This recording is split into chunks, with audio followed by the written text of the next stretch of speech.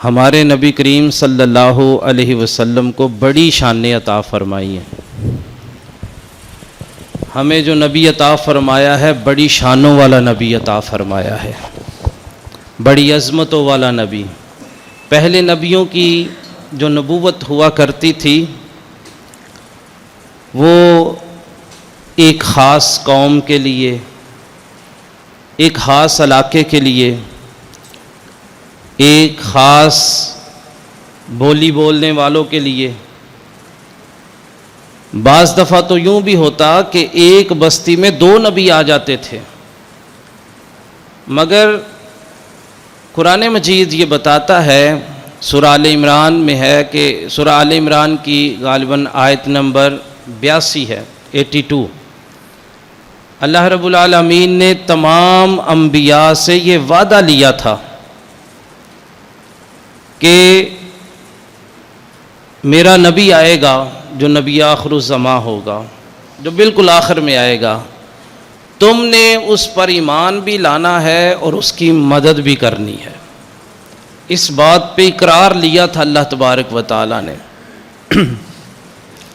تو پتہ یہ چلا کہ جتنی نبوتیں پہلے نبیوں کو جیسی نبوت ملتی تھی وہ اور طرح کی نبوت تھی، اور جو رسالت میرے اور آپ کے آقا کو ملی ہے یہ اور طرح کی رسالت ہے۔ وہ آنے والے انبیاء جو تھے وہ مصدق بھی تھے، مبشر بھی تھے۔ اب مصدق اور مبشر کی میں آپ کو بتاؤں اس کا مطلب تھوڑا سا آسان کر کے۔ مصدق کہتے تصدیق کرنے والے کو، یعنی ان سے پہلے جو نبی ہوتے تو وہ ان کی تصدیق کرتے۔ اذ قال عیسی ابن مریم یا بنی اسرائیل انی رسول اللہ الیکم مصدقا لما بین یدی من التوراۃ ومبشرا برسول یأتی من بعد اسمہ احمد۔ اس ایک آیت میں حضرت عیسیٰ علیہ السلام نے تصدیق بھی کی ہے اور بشارت بھی سنائی ہے۔ پہلے جتنے بھی نبی آئے ہیں وہ مصدق بھی ہیں، مبشر بھی ہیں، وہ تصدیق کرتے۔ پچھلے نبی جو آئے تو میں تصدیق کرتا ہوں وہ اللہ کے سچے نبی تھے۔ اور بشارت کس بات کی دیتے تھے؟ بشارت اور خوشخبری اس بات کی دیتے تھے کہ ایک نبی آئیں گے جو آخر الزمان ہوں گے، جو رب کے حبیب ہوں گے، رب کے حبیب ہوں گے۔ اللہ تعالیٰ نے میرے اور آپ کے نبی کریم صلی اللہ علیہ وسلم کو بڑی شان عطا فرمائی۔ میرے رب نے میرے آقا کو رحمت للعالمین بنا کے بھیجا ہے، تمام جہانوں کے لیے رحمت۔ دیکھیں ہم بولتے ہیں رب العالمین، تمام جہانوں کا پالنے والا، اور پھر ساتھ کہتے ہیں رحمت للعالمین، تمام جہانوں کے لیے رحمت۔ تو علماء بڑا خوبصورت جملہ بولتے ہیں کہ جہاں جہاں رب تبارک و تعالیٰ کی ربوبیت ہے وہاں وہاں مصطفیٰ کی مصطفائی ہے۔ وہ رب العالمین ہے، یہ رحمت للعالمین ہے۔ یہ بہت بڑی شان ہے کہ رب نے کل کائنات کی ہر چیز کے لیے رحمت بنایا آپ کو۔ آپ جانوروں کے لیے بھی رحمت ہیں، آپ انسانوں کے لیے بھی رحمت ہیں، آپ پتھروں کے لیے بھی رحمت ہیں، آپ درختوں کے لیے بھی رحمت ہیں۔ الغرض کائنات کی کوئی چیز بھی ایسی نہیں کہ جس کو حضور کی رحمت سے حصہ نہ ملا ہو۔ اور پھر نبی کریم صلی اللہ علیہ وسلم کو رب تبارک و تعالیٰ نے کل کائنات پر مبعوث فرمایا ہے، ساری کائنات کے لیے۔ کیا ارشاد فرمایا وَمَا أَرْسَلْنَاكَ إِلَّا كَافَةً لِلنَّاسِ بَشِيرًا وَنَذِيرًا وَلَكِنَّ أَكْثَرَ النَّاسِ لَا يَعْلَمُونَ۔ اور اے محبوب ہم نے تو آپ کو تمام کائنات کے لوگوں کے لیے، آپ کی رسالت جو ہے وہ تمام کائنات کے لوگوں کے لیے ہے، اور آپ کو ہم نے خوشخبری سنانے والا، ڈر سنانے والا بنا کر کے بھیجا ہے۔ بہت سے لوگ ہیں جو اس کو جانتے ہی نہیں۔ کافۃً للناس، تمام جہان کے لوگوں کے لیے۔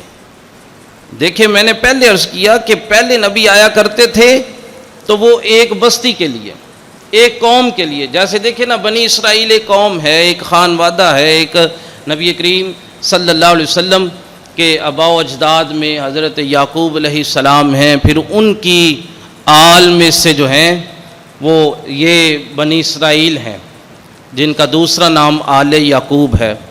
تو یہ ایک قوم ہے. تو حضرت موسیٰ علیہ السلام اس قوم پہ تشریف لائے تھے.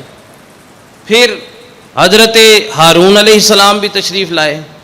مگر قربان جائیں آقا کریم صلی اللہ علیہ وسلم کی ذات پر کہ اللہ تبارک و تعالیٰ نے ہمیں وہ نبی عطا فرمایا ہے جو ایک قوم کے لیے نہیں ہے, ایک علاقے کے لیے نہیں ہے, ایک خاص بولی بولنے والے لوگوں کے لیے نہیں ہے, بلکہ قرآن یہ ہمیں پیغام دیتا ہے کہ وَمَا أَرْسَلْنَاكَ إِلَّا كَافَةً لِلنَّاسِ, اے محبوب ہم نے کل جہان کے لوگوں کے لیے آپ کو نبی بنا کے بھیجا ہے.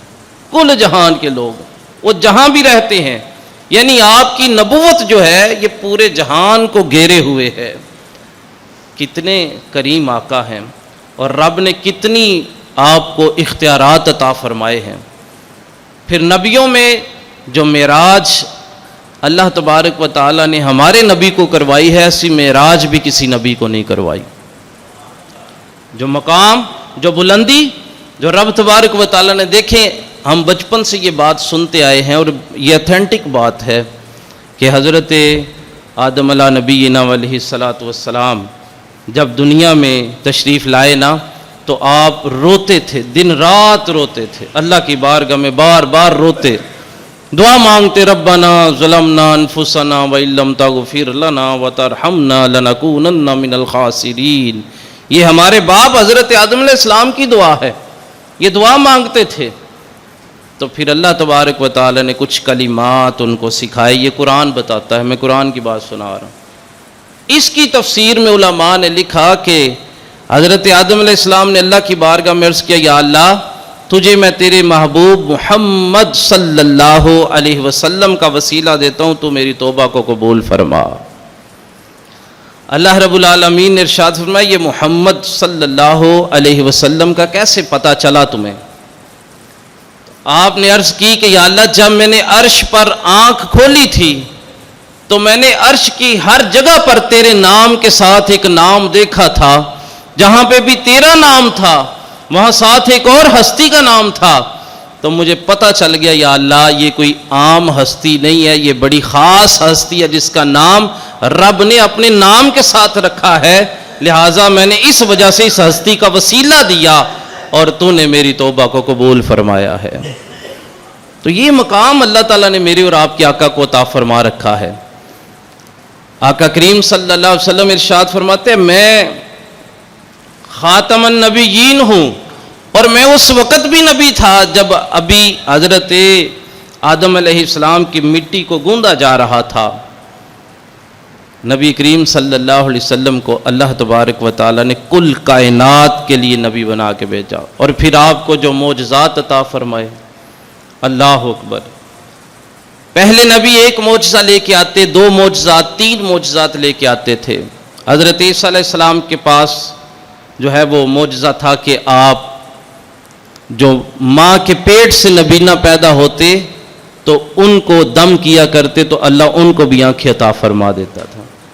حضرت عیسیٰ علیہ السلام ایک مٹی کے ساتھ ایک چھوٹا سا پرندہ بناتے, اس پر پھونک مارتے, وہ اللہ کے حکم سے اڑنا شروع کر دیتا تھا.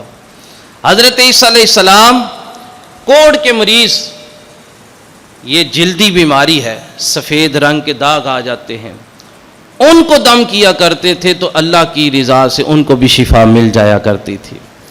حضرت موسیٰ علیہ السلام کے پاس عصا مبارک تھا. حضرت داؤد علیہ السلام کے ہاتھوں میں لوہا بڑا نرم ہو جایا کرتا تھا, آپ لوہے کے ذریعے زیرہ بنایا کرتے تھے, لوہا بڑا موم کی طرح نرم ہو جاتا تھا. حضرت یوسف علیہ السلام کو رب نے حسن ہی بڑا عطا فرمایا تھا, اللہ تعالیٰ نے بڑا حسین و جمیل بنایا.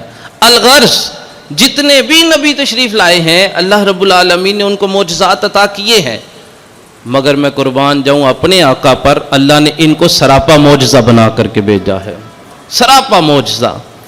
وہ کتنا خوبصورت فارسی کا شعر ہے کہ حسن یوسف دم عیسیٰ ید بیضا داری, حسن یوسف دم عیسیٰ ید بیضہ داری آنچ خوباں ہما دارت تو تنہا داری، کہ حسن یوسف ہے کہیں، کہیں ید بیضہ ہے چمکتا ہوا ہاتھ ہے، کہیں عصا مبارک ہے، وہ تو الگ الگ جو ہیں وہ یہ معجزات رکھتے ہیں۔ اے محبوب، اللہ نے آپ کو یہ ساری معجزات عطا فرمائے۔ آپ چاہیں، وہ کسی نے آ کے کہا نا کہ وہ جو سامنے درخت ہیں وہ اگر آپ کو سلام کریں تو میں آپ پر ایمان لے آؤں گا۔ حضور نے درختوں کو جو ہے وہ حکم دیا، درخت زمین کو چیرتا ہوا حضور کی بارگاہ میں حاضر ہو گیا۔ میرے آقا کریم صلی اللہ علیہ وسلم کہنے لگے، وہ شخص کہتا ہے کہ اگر یہ کھجوریں یہ راتوں رات بڑی ہو جائیں اور ان کے اندر پھل بھی لگ جائے تو ہم آپ کی نبوت کو مان لیں گے، آپ یہ کر کے دکھا دیں تو ہو جائے گا۔ آقا کریم صلی اللہ علیہ وسلم نے رات کو کھجوروں کے گٹھلیوں کو جو ہے وہ زمین میں دبا دیا۔ اب دشمن نے کیا کیا کہ وہ رات کے وقت گٹھلیاں نکال لیں۔ ان باتوں کو امام جلال الدین الشافعی جو ہیں وہ انہوں نے اپنی کتاب میں لکھا ہے۔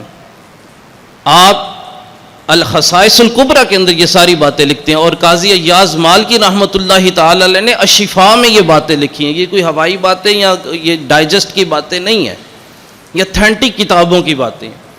رات کا وقت تھا تو دشمنان نے، نبی نے کیا کیا کہ وہ زمین سے گٹھلیاں نکال لی۔ اب صبح کے وقت کھجوریں اگ چکی ہیں، پھل بھی لگ گیا ہے، مگر ان کے اندر گٹھلیاں نہیں ہیں۔ کہنے لگے گٹھلی کدھر گئی؟ حضور نے فرمایا رات کو نکال تو لی تھی۔ تو یہ معجزات بھی اللہ نے اپنے نبی کو، میرے اور آپ کے آقا کو عطا کیا۔ میرے آقا کریم صلی اللہ علیہ وسلم چاہتے تو پتھر بھی جو ہے وہ کلمہ پڑھتے تھے۔ وہ ابو جہل آیا تھا، اس کے ہاتھ میں کچھ پتھر تھے، کہنے لگا بتائیے کہ میرے ہاتھ میں کیا ہے؟ حضور نے فرمایا میں بتاؤں جو ہاتھ میں ہے وہ بتائے۔ کہنے لگا اگر ہاتھ والی چیز بتا دے تو پھر تو کیا ہی بات ہے۔ تو ہاتھوں میں سے پتھروں نے کلمہ پڑھ دیا۔ وہ پتھراں نو کلمہ پڑھا جاندا، اور سکیاں کھجیاں اگا جاندا۔ تو یہ اللہ رب العالمین نے سارے جو معجزات ہیں میرے آپ کے آقا کریم صلی اللہ علیہ وسلم کو عطا فرمائے۔ تو یہ ساری باتیں کرنے کا مقصد کیا ہے کہ جو ہمارے نبی کریم صلی اللہ علیہ وسلم کی نبوت ہے یہ کوئی عام نبوت نہیں ہے۔ اس نبوت میں اور دیگر انبیاء کو ملنے والی نبوت میں بہت زیادہ فرق ہے، اور جو بہت بڑی شان آپ کو عطا فرمائی ہے وہ یہ شان عطا فرمائی کہ رب تبارک و تعالی نے آپ کو خاتم النبیین بنا کر کے بھیجا ہے۔ خاتم النبیین، تمام نبیوں کا آخری، نبوت کے دروازے کو بند کر دینے والا، نبوت کی عمارت کو مکمل کر دینے والا۔ اور بخاری شریف کی حدیث پاک ہے، نبی کریم صلی اللہ علیہ وسلم نے ارشاد فرمایا کہ میری مثال ایسے ہے، یہ بخاری کی حدیث پاک ہے، حضور فرماتے ہیں کہ جیسے ایک شخص عمارت بناتا ہے، بلڈ اپ کرتا ہے، اور اس عمارت کے اندر ایک اینٹ کی جگہ جو ہے وہ چھوڑ دیتا ہے۔ دیکھنے والے آ کے عمارت کو دیکھتے ہیں، بلڈنگ بڑی خوبصورت ہے، بڑی تمثیل سے سمجھا رہے ہیں نا جی، مثال دے کے سمجھا رہے ہیں، بلڈنگ بڑی خوبصورت ہے، عمارت کو گرد چکر لگا کے دیکھتے ہیں کہ عمارت بڑی خوبصورت ہے، مگر تعجب کرتے ہیں کہ یہ ایک اینٹ کی جگہ جو ہے یہ خالی رہنے کی وجہ سے عمارت مکمل نہیں لگتی۔ حضور فرماتے ہیں وہ اینٹ لگا کر کے یہ نبوت کی عمارت ہے، اور میرے رب نے وہ اینٹ میرے ذریعے جگہ کو پر کیا ہے، اور سنو اب نبوت کی عمارت جو ہے وہ مکمل ہو چکی، وہاں کسی چیز کی اب ضرورت نہیں ہے، میرے ذریعے رب نے نبوت کی عمارت کو مکمل کر دیا ہے۔ میرے آقا کریم صلی اللہ علیہ وسلم کو یہ جو شان عطا کی ہے نا رب تبارک و تعالیٰ نے، ختم نبوت والی، یہ بھی بہت بڑی شان ہے۔ سارے نبی مصدق اور مبشر بن کے آئے، میرے نبی جو ہیں وہ مبشر نہیں ہیں، وہ مصدق ہیں، پچھلے نبیوں کی تصدیق کی ہے، اور آپ فرماتے ہیں میں آخری نبی ہوں، اور سن لو میری امت بھی آخری امت ہے، اس کے بعد کوئی اور امت نہیں آئے گی، اور میری مسجد بھی آخری مسجد ہے۔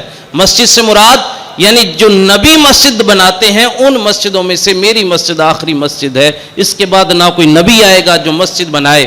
اور قرآن مجید کا آغاز بالکل بچہ چھوٹے چھوٹے بچے قرآن مجید کا آغاز پڑھتے ہیں، ذالک الکتاب لا ریب فیہ ھدی للمتقین الذین یؤمنون بالغیب ویقیمون الصلاۃ ومما رزقناہم ینفقون والذین یؤمنون بما انزل الیک وما انزل من قبلک۔ ہم اس پر ایمان لاتے ہیں، یا وہ یہ ساری بات جو آپ پر نازل کیا گیا یا جو آپ سے پہلے نازل کیا گیا. یہ تو قرآن کے آغاز میں ختم نبوت کی بہت بڑی دلیل ہمیں عطا کر دی جاتی ہے کہ کتنی خوبصورت دلیل ہے کہ آپ سے پہلے جتنی کتابیں نازل کی گئی ان پر بھی ایمان، اور جو آپ پر نازل کی گئی ہیں ان پر ایمان. اگر کسی اور نے آنا ہوتا تو یہاں یہ فرمایا جاتا جو آپ کے بعد آئے گا یا جو آپ کے بعد کتاب آئے گی اس پر بھی ایمان. تو بعد کی تو کوئی بات ہی نہیں ہے. میرے آقا کریم صلی اللہ علیہ وسلم کو رب نے یہ جو شان عطا کی ہے، اور پھر فرمایا لقد رسول اللہ صلی اللہ علیہ وسلم کے آپ کی جو شریعت آپ پر مکمل کی، الیوم اکملت لکم دینکم واتممت علیکم نعمتی. سن لو، ہم نے آپ پر دین کو مکمل کر دیا ہے. اب نہ کسی شریعت کی ضرورت ہے، نہ کسی دین کی ضرورت ہے، نہ کسی کتاب کی ضرورت ہے، نہ کسی نبی کی ضرورت ہے. قیامت تک سکہ چلے گا تو آمینہ کے لال کا چلے گا.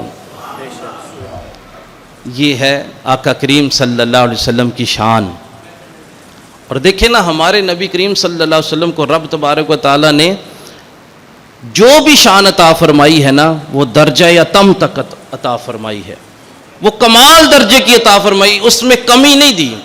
اور رب تبارک و تعالیٰ نے تو اپنے خزانوں کی بھی چابیاں اپنے محبوب کو عطا کر دی ہیں. محبوب جس کو چاہو جو چاہو عطا کر دو. نبی کریم صلی اللہ علیہ وسلم آپ کے بیٹے چھوٹے ہوتے ہی دنیا سے رخصت ہو جاتے تھے، اور ایک مرتبہ نبی کریم صلی اللہ علیہ وسلم بڑے رنجیدہ سے تھے، اور ایک بدبخت کہنے لگا کہ ان کی تو نسل نہیں چلے گی، ان کی تو جو ہے وہ آگے نسل چلے گی نہیں ہے، ان کے تو بیٹے ہی نہیں بچتے. تو پھر رب تبارک و تعالیٰ نے جواب دیا. پھر یہ کتنی بڑی شان ہے. دیکھیے قرآن مجید میں اللہ تبارک و تعالیٰ نے حضرت یوسف علیہ السلام کو بھی نام لے کے پکارا ہے. یا نوح بھی کہا ہے، یا ابراہیم بھی کہا ہے، یا عیسیٰ، یا ادریس، یوں نام لے کے. تو جب بھی باری آتی ہے نا نبی کریم صلی اللہ علیہ وسلم کی، تو کبھی بھی قرآن مجید میں آپ کو یا محمد نہیں ملے گا، یعنی آپ کو نام لے کے ندا نہیں کی گئی. اللہ تبارک و تعالیٰ نے امت کو یہ ادب سکھایا ہے کہ میں رب ہو کے، میں ان نبی کا رب ہوں، ان کو بنانے والا ہوں. میں رب ہو کے اپنے نبی کا نام نہیں لیتا تو پھر تم نے بھی نہیں لینا. پھر رب کیا فرماتا ہے؟ رب کہتا ہے یا ایھا النبی، یا ایھا المزمل، یا ایھا المدثر. اے میرے نبی، اے مزمل، اے چادر اوڑھنے والے، اے مدثر. تو رسول اللہ صلی اللہ علیہ وسلم کی کتنی شان ہے. رب تبارک و تعالیٰ نے قرآن مجید میں فرما نہیں دیا. میرا رب فرماتا ہے کہ میرے محبوب کی بارگاہ میں لفظ رائنا نہیں بولنا، رائنا کا لفظ ہی نہیں بولنا. عرض کیا یا اللہ اس کے پیچھے کیا ہے؟ پھر اگلی آیت میں فرما دیا کہ اس کے بجائے بولنا کیا ہے؟ اس کے بجائے بولنا ہے انظرنا، اے محبوب ہماری طرف نظر رحمت فرمائیے. تو یہ کس کی بارگاہ کے آداب کون سکھا رہا ہے؟ جس کی بارگاہ کے آداب خود رب سکھا رہا ہے، اس کی اپنی شان اور عظمت کتنی ہوگی. رب فرماتا لا ترفعوا اصواتکم فوق صوت النبی ولا تجہروا لہ بالقول کجہری. سن لو، میرے نبی کی بارگاہ میں اپنی آوازوں کو بلند نہ کرنا، اور اگر تم ایسا کرو گے تو پھر ہوگا کیا؟ تمہارے اعمال کو ان تحبط اعمالکم انتم لا تشعرون، میں تمہارے سارے اعمال جو ہیں وہ غارت کر دوں گا.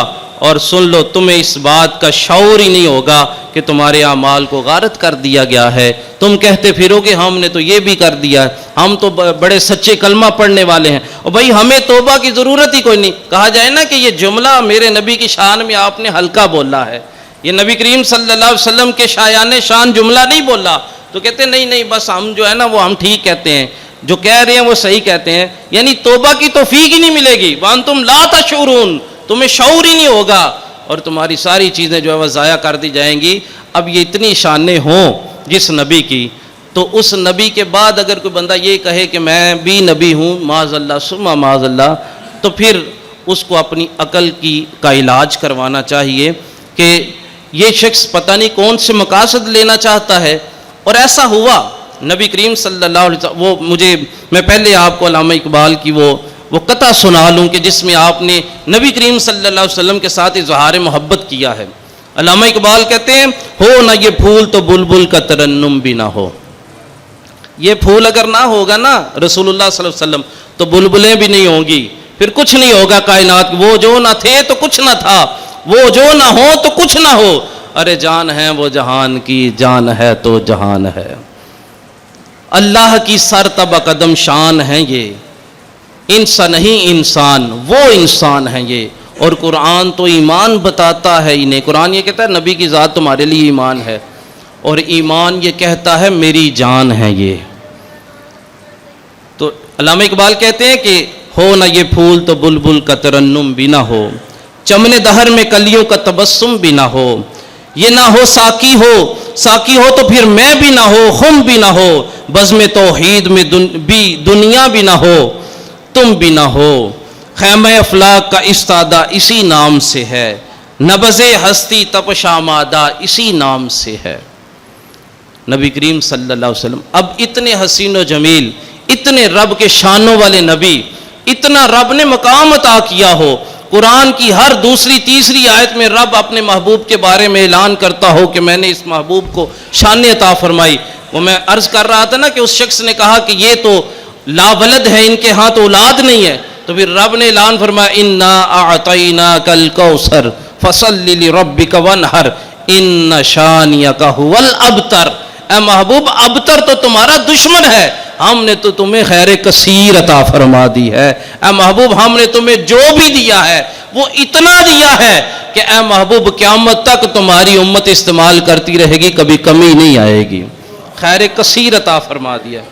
انا اعطیناک الکوثر، تو اتنی شانوں کا مالک نبی ہو تو امتی جو ہے وہ امتی عجیب امتی ہے کہ جس کو اتنی شانوں والے نبی کے بعد بھی کسی اور کانے نبی کی سمجھ میں آتی ہے بات، یا کسی بدبخت کو نبی مان بیٹھتا ہے۔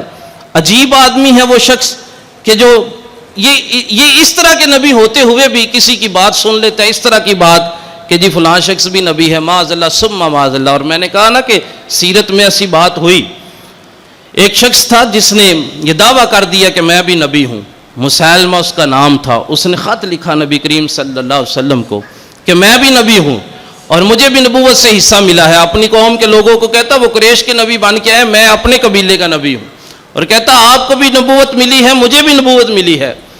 تو واضح طور پہ حضور نے فرمایا تو نبی نہیں ہے، تو کذاب ہے، اور آج تک اس کا نام، اصل نام کوئی نہیں جانتا، آج تک جو بھی جانتا ہے وہ اسی نام سے جانتا ہے، مسیلمہ کذاب، کہ اس کا نام حضور نے کذاب رکھ دیا۔ اور یہاں سے ایک اور بات پتہ چلی کہ جو کذاب ہے، جو جھوٹا ہے، جھوٹے کو جھوٹا کہنا، یہ میرے نبی کریم صلی اللہ علیہ وسلم کی سنت ہے۔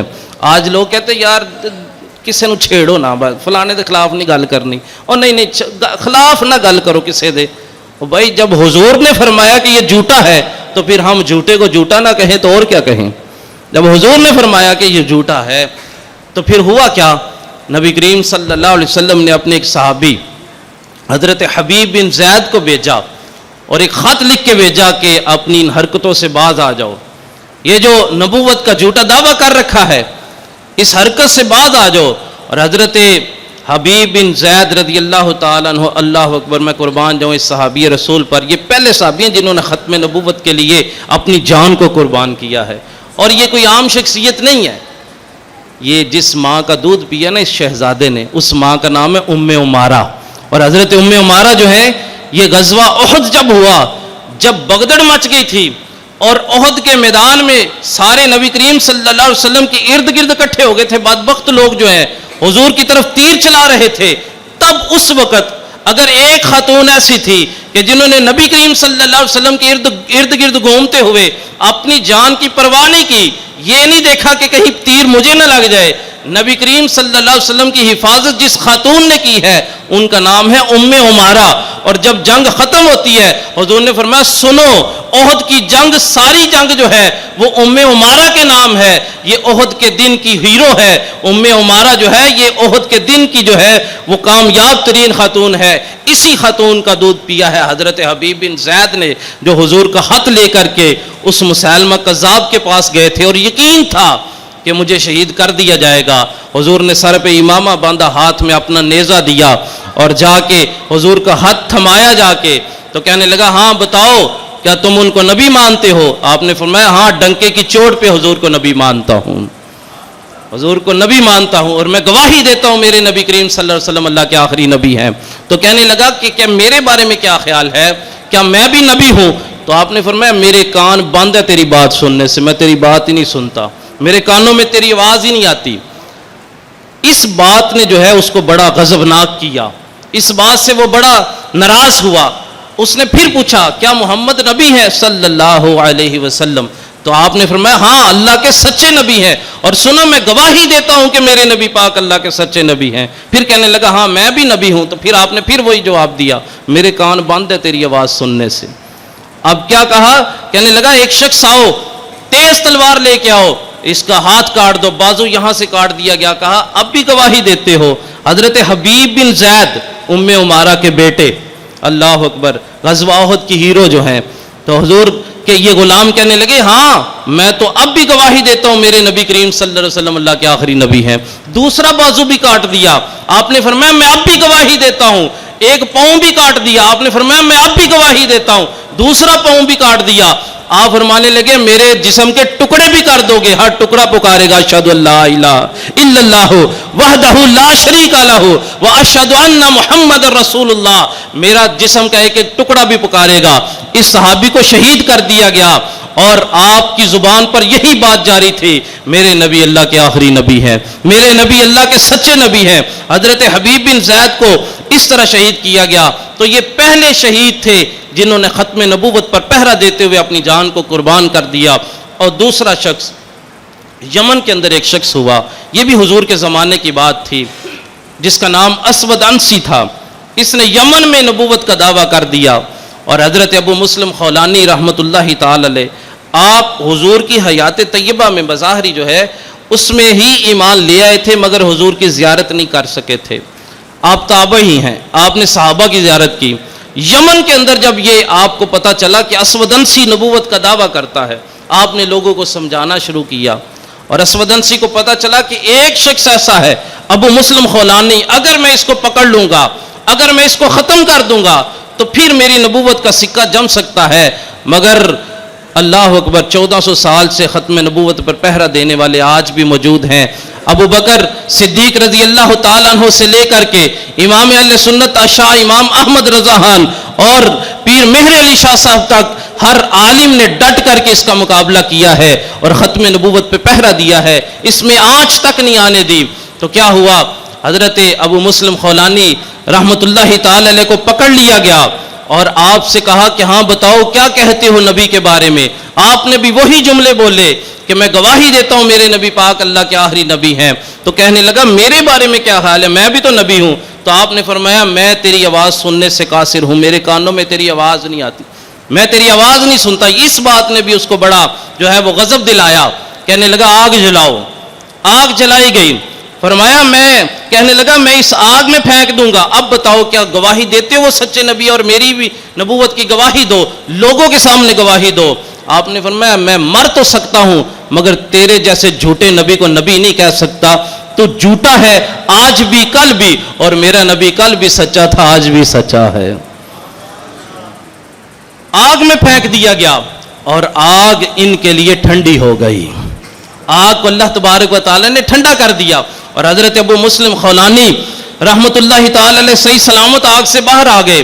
اب یہ بکھلاہٹ کا شکار ہو گیا، اور اس کے خواری، اس کے جاننے والے، اس کے ساتھ محبت کرنے والے، اس کے ساتھ فتنہ زدہ لوگ جو تھے، جن کو اپنے چنگل کے اندر جو ہے اس نے بند کیا ہوا تھا، سن لیں یہ چرب زبانی کا دور ہے۔ یہ جس زمانے سے میں اور آپ گزر رہے ہیں، یہ چرب زبانی کا، یہ فتنوں کا دور ہے، اور اس کے بارے میں آج سے 1400 سال پہلے حضور نے فرما دیا تھا قرب قیامت میں کچھ لوگ ایسے آئیں گے جو دجال اور کذاب ہوں گے، وہ ایسی ایسی باتیں کریں گے جو تم نے بھی نہیں سنی ہوگی اور تمہارے باپ داداؤں نے بھی نہیں سنی ہوگی۔ سن لو، ان سے بچ کے رہنا۔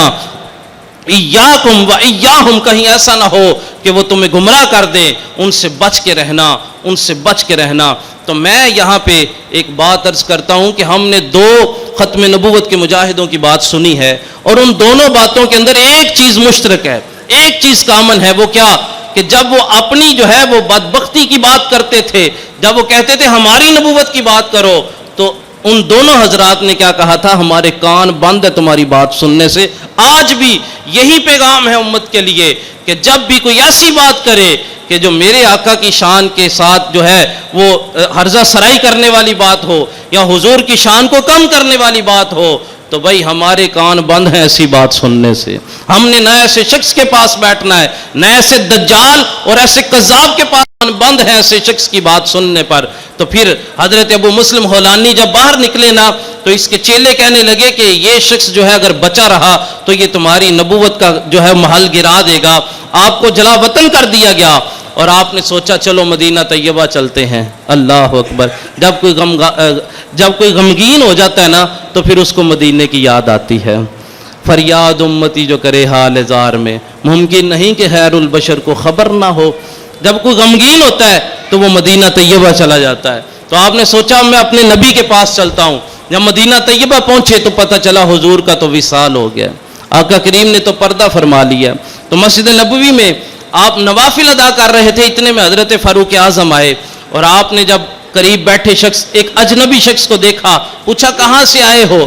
کہا یمن سے آیا ہوں. پوچھا وہاں اسود انسی نام کا شخص ہے جس نے نبوت کا دعویٰ کر رکھا ہے، سنے کسی کو آگ میں ڈالا اس نے؟ کہا ہاں عبداللہ بن صوب کو ڈالا، ان کا اصل نام عبداللہ بن صوب ہے. کہا عبداللہ بن صوب ابھی یہ کہہ رہے تھے.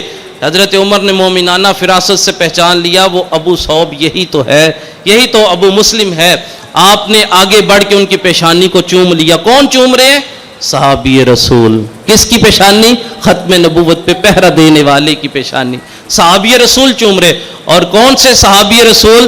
جن کو رب سے مانگ کے لیا ہے رب تبارک و تعالیٰ کے حبیب نے، میرے آقا نے جن کو مانگ کے لیا ہے. اور حضرت عمر نے آگے بڑھ کے جب ان کی پیشانی کو چوما اور بازو سے پکڑ کر کے صحابہ کے جرمٹ میں لے آئے اور حضرت ابوبکر صدیق اور اپنے درمیان بٹھا کے اللہ کی بارگاہ میں دعا کی، اللہ تیرا شکر ہے کہ تو نے مجھے اس شخص کی زیارت کروائی ہے کہ حضرت ابراہیم علیہ السلام کے بعد اگر کسی کے لیے آگ ٹھنڈی ہوئی ہے تو وہ اسی کے لیے ہوئی ہے کیونکہ اس نے اپنے نبی کی ختم نبوت پر پہرا دیا. میں یہ بات عرض کرتا ہوں کہ جب ہمارے اسلاف کا اس سلسلے میں اتنا سخت جو ہے وہ رویہ تھا، آج ہمارے ہاں نرم گوشہ کیوں ہے؟ آج ہمارے ہاں یہ فتنہ کیوں بڑھ رہا ہے؟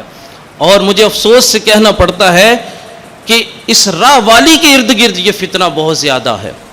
راہ والی کے ارد گرد. تو یار ہم اپنے آپ کو مضبوط نہیں کر سکتے؟ کیا ہم ایجوکیٹ نہیں ہو سکتے اس حوالے سے؟ کیا میں وہ حدیثیں یاد نہیں کر سکتا؟ 100 سے زائد آیات ہیں قرآن کی جو نبی کی ختم نبوت کو ثابت کرتی ہیں. 200 سے زائد حدیثیں ہیں جن سے حضور کی ختم نبوت ثابت ہوتی ہے. مگر افسوس ہے کہ ہمارے نوجوان کو ان میں سے شاید ایک بھی نہ آتی ہو، اور ایسے کورے چٹے ہیں اس حوالے سے کہ اس پہ بات کی جائے تو فوراً سے دجال اور کذاب قسم کے لوگوں کی باتوں کے زیر آ جاتے ہیں. آؤ آج سے ارادہ کرو کہ میں نے خود بھی جو ہے وہ اس بات پر اچھا خاصا علم حاصل کرنا ہے اور خود کو اپنے عقیدے کو مضبوط کرنا. جس طرح ہم اللہ تبارک و تعالیٰ کو وحدہ لا شریک مانتے ہیں، جس طرح توحید کا ایک عقیدہ ہے، اسی طرح نبی کریم صلی اللہ علیہ وسلم کا ختم نبوت کا عقیدہ ہے. اسی طرح اگر توحید کے عقیدے میں ذرا برابر بھی کمی آ جائے تو انسان دائرہ اسلام سے خارج ہو جاتا ہے. اسی طرح اگر عقیدہ ختم نبوت میں بھی ذرا برابر جھول آ جائے، ذرا برابر جو ہے وہ آپ کے دل کے اندر کوئی ڈاؤٹ پیدا ہو جائے تو انسان دائرہ اسلام سے خارج ہو جاتا ہے. اس 25 منٹ کے جمعہ میں ختم نبوت پر تمام دلائل جو ہیں وہ دے دینا یہ ممکن نہیں. آؤ ارادہ کرو خود بھی ختم نبوت کے حوالے سے مکمل طور پر علم حاصل کرنا ہے اور اپنے بچوں کو بھی جو ہے وہ اتنا ایجوکیٹ کرنا ہے کہ بچہ جب بھی بولے تو یہی بولے کہ تاجدار ختم نبوت زندہ باد، تاجدار ختم نبوت زندہ باد. تو نبی کریم صلی اللہ علیہ وسلم کو خاتم النبیین کہنے والا بچہ جو ہے وہ ہو، ہمارا بچہ اتنے ایجوکیٹ ہو. اللہ رب العالمین اپنے نبی سے کثرت کے ساتھ محبت کرنے کی توفیق عطا فرمائے. یار میرا نبی اتنا حسین ہے ان جیسا کوئی ہو ہی نہیں سکتا. رب نے اتنا کامل، اتنا اکمل، اتنا حسین، اتنا جمیل ہمیں نبی عطا فرمایا جس کا تو مقابلہ ہی نہیں کوئی کر سکتا. یہ قادیان کا کانا جو ہے وہ کہتا ہے جی میں بھی نبی ہوں، اور اس کے ماننے والے کہتے ہیں جب ہم محمد کہتے ہیں لا الہ الا اللہ محمد رسول اللہ تو ہمارے ذہن میں جو ہے وہ یہ والا محمد ہوتا ہے، معاذ اللہ ثم معاذ اللہ. تو یہ فتنہ جو ہے اس سے بچنا ہے، نہ صرف خود بلکہ اپنے بچوں کو، اپنی اولادوں کو بھی بچانا ہے. اللہ ہمیں عمل کی توفیق عطا فرمائے. وما علینا الا البلاغ.